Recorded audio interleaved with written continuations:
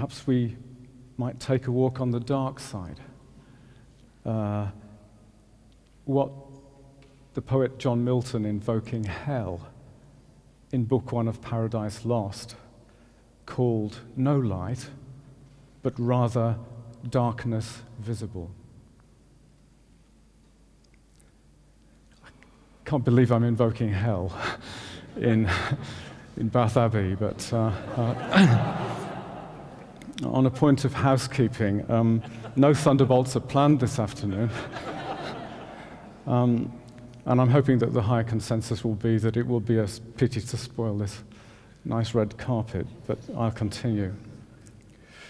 If you want to destroy a civilization, a people, a culture, without going to war, first, destroy its education system.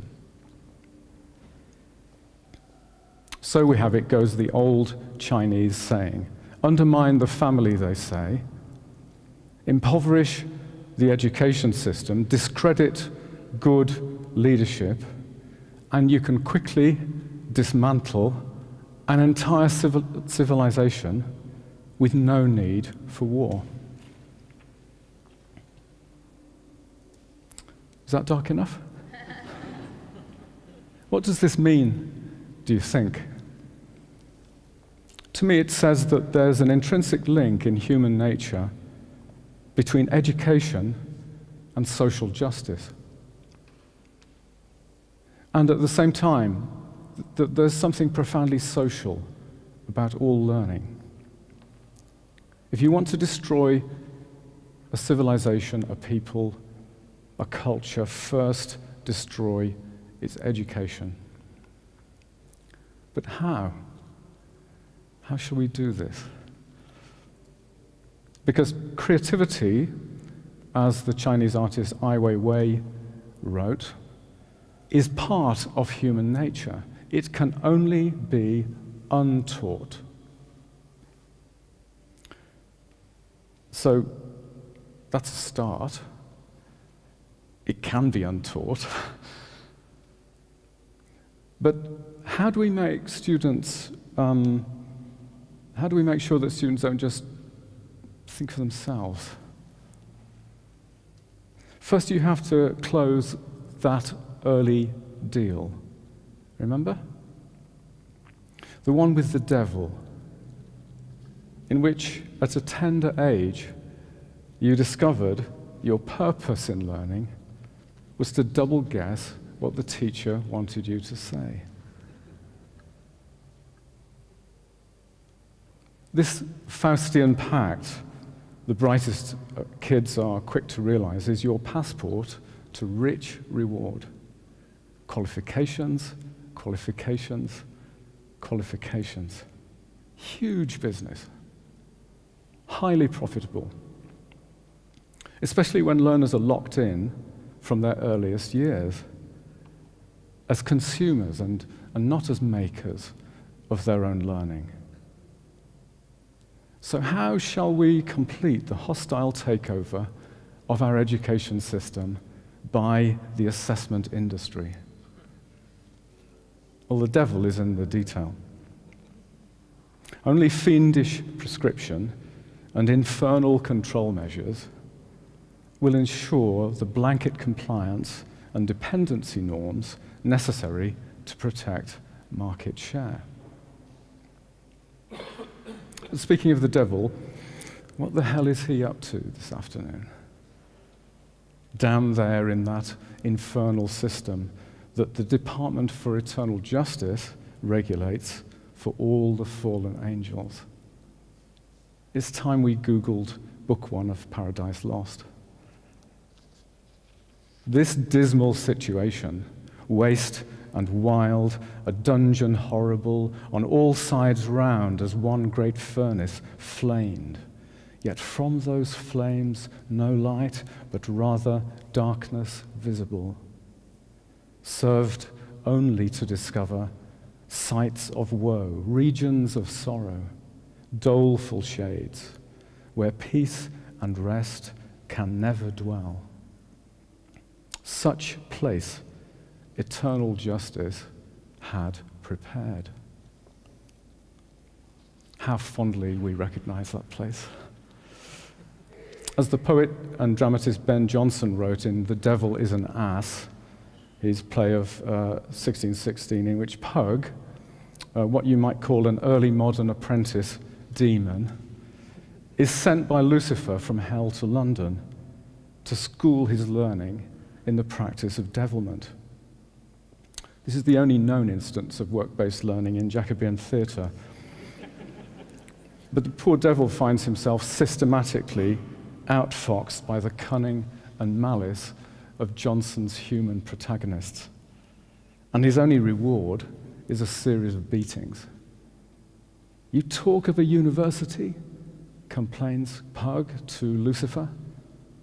"Why, hell is a grammar school to this." The grammar school from hell. Why, only the other day I took a stroll there, listening as I went to the desperate cries of anguish and the woeful eternal detention of so many pitiful young souls. And as I went, I made note of their infernal regulations, which were legion, scrolling over and over on tablets of molten lithium, to which these sorrowful shades were transfixed in attitudes of vacant possession and condemned to keep about them wherever they may go.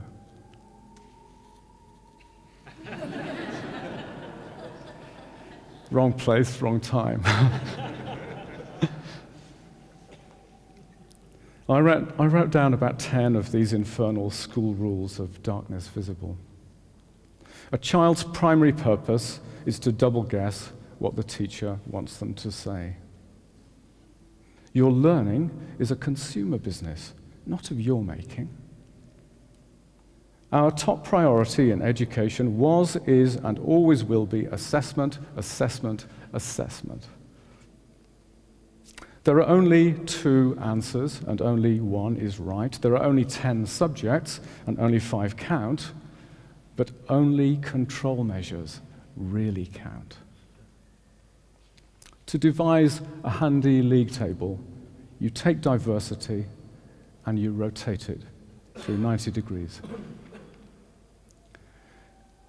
Triage counts, but some you lose. It's just tough feeding the target culture. Life is just a big multiple choice question. Well, okay, not for everyone. STEM sells these days like hotcakes.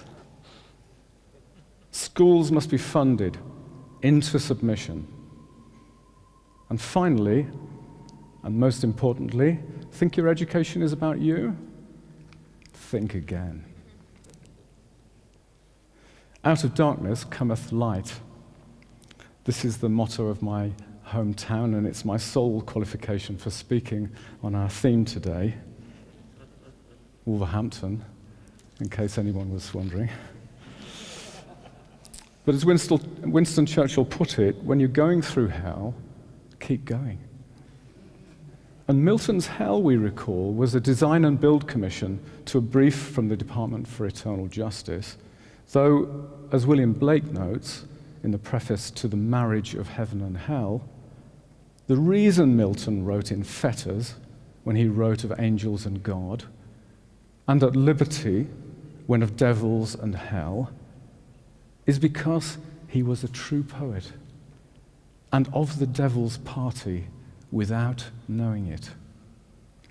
And further, as I was walking among the fires of hell, delighting with the enjoyments of genius, which to angels look like torment and insanity, I collected some of their proverbs, thinking that as the sayings used in a nation mark its character, so the proverbs of hell show the nature of infernal wisdom better than any description of buildings or garments. No bird soars too high if he soars with his own wings. What is now proved was once only imagined. The cistern contains, the fountain overflows. But yes, okay, creative learning and social justice. My point being that they are the same thing. As John Ruskin wrote in 1882, in 4 lectures on industry and war, the entire object of true education is to make people not merely do the right things, but to enjoy the right things. Not merely industrious, but to love industry. Not merely learned, but to love knowledge. Not merely just, but to hunger and thirst after justice.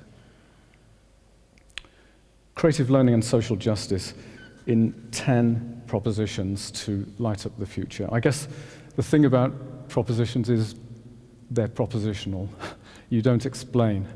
That I knew would take me 1 minute to do, and the question was what I would do with the previous 9 minutes. So thank you for your forbearance.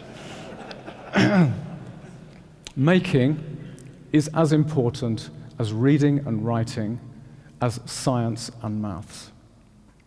Making comes before knowing. Art is not about life, it's about living. The purpose of learning is inseparable from that of living your life. In art education, the learner has no subject to hide behind. Purposeful learning creates agency, not dependency in the learner. The space of learning offers or withdraws the possibility of learning. Space cannot contain energy. It is energy that creates space. As a learner, as an artist, your identity will come from the horizon, not from the boundary line. And finally, and most important of all, what's your proposition? Thank you.